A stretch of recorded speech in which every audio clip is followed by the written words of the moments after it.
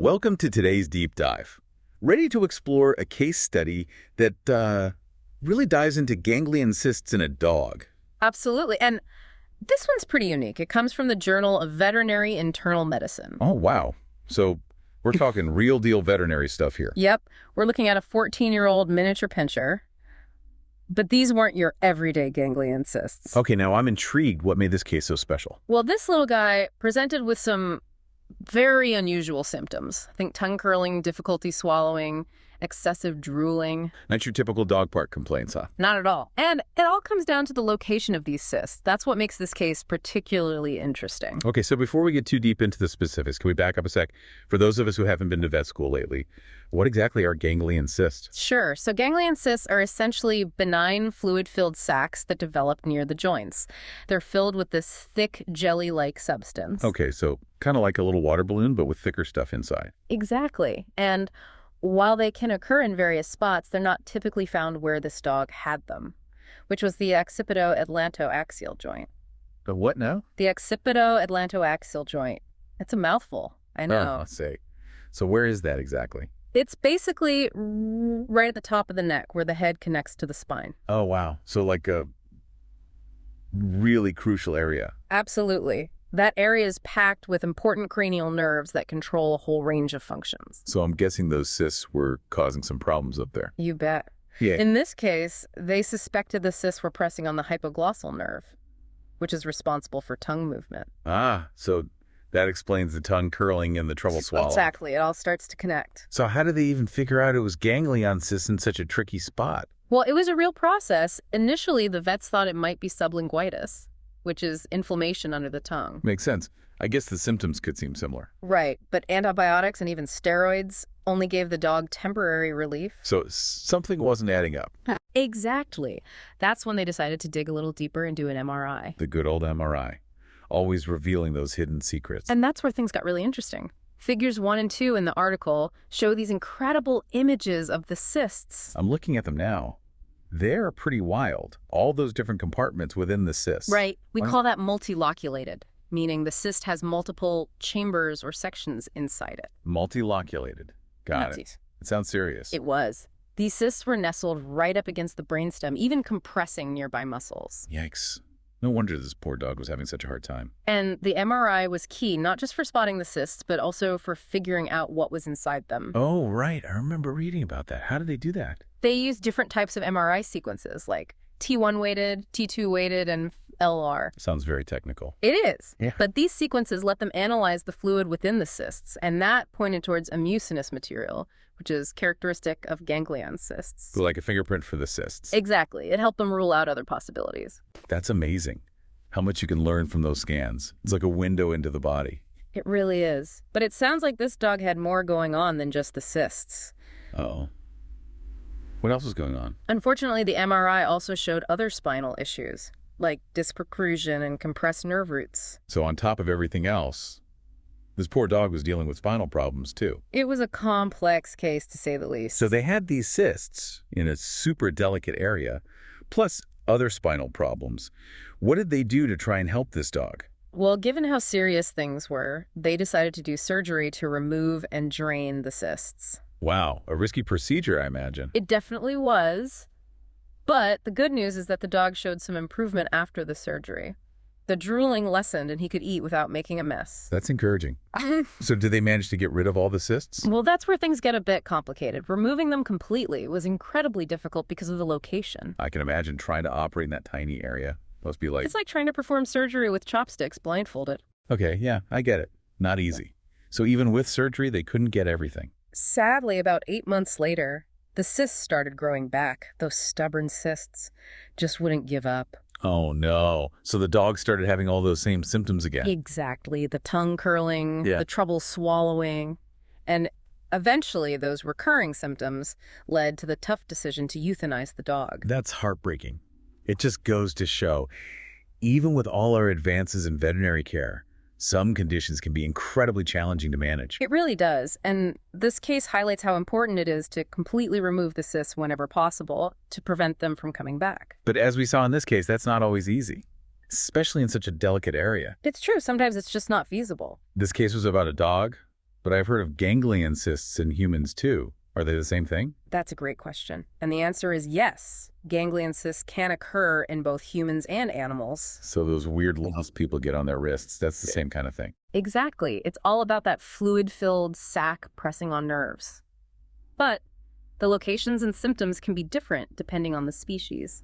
Okay, so humans and dogs get them in different spots. Right. In humans, they're much more common in the wrists and hands. While in dogs, they tend to show up in the spine or extremities. Interesting. So I'm guessing tongue curling isn't a typical symptom for humans with ganglion cysts? Haha, probably not. But in humans, ganglion cysts can cause pain, weakness, numbness. It all depends on the location and which nerves are affected. So what causes these things to form in the first place? Is it like a random thing? Well, there's still some mystery surrounding the exact cause of ganglion cysts. A medical enigma? Kind of, but researchers think things like trauma to the degenerative joint disease repetitive strain could all play a role. So basically any kind of wear and tear on the joint could potentially trigger a ganglion cyst. That's the current thinking. And in this case, given that the dog was 14 years old, age-related degeneration likely played a part. So if I'm a dog owner, what should I be on the lookout for?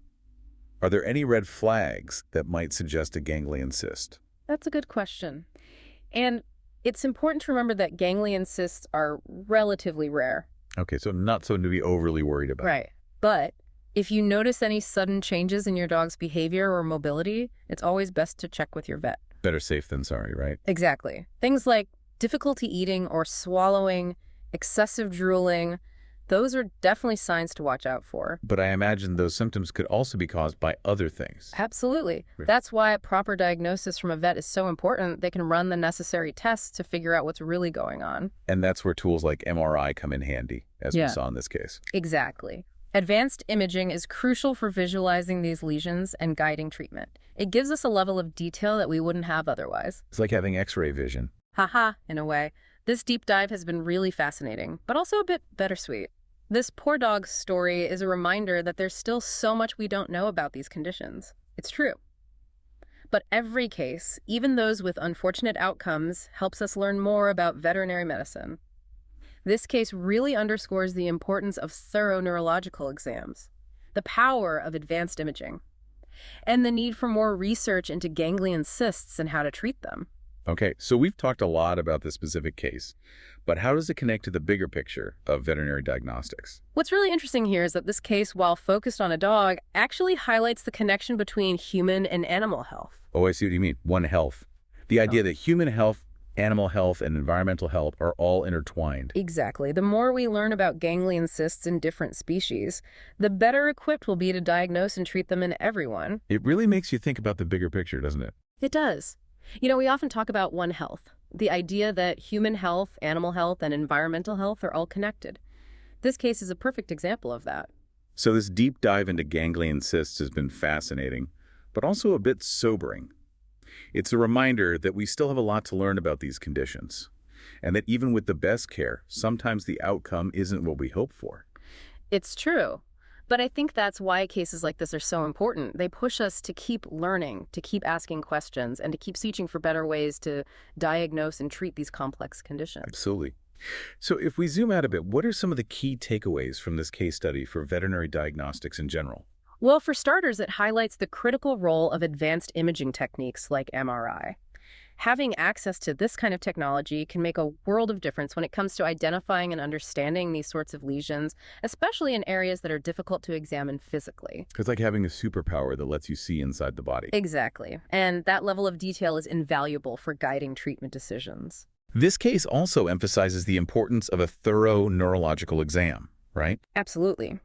Sometimes the symptoms can be subtle or seem unrelated, but a comprehensive evaluation can help connect the dots and uncover underlying issues that might otherwise be missed. It's like being a detective. You have to gather all the clues and piece them together to solve the mystery. That's a great way to put it. And it requires veterinarians to be open to considering rare or unusual diagnoses, especially when faced with puzzling cases. So it's not just about the technology, but also about having that curious and inquisitive mindset. Exactly. And that requires staying up to date on the latest research and advancements in veterinary neurology. So for all the veterinary professionals listening, this case study serves as a call to action.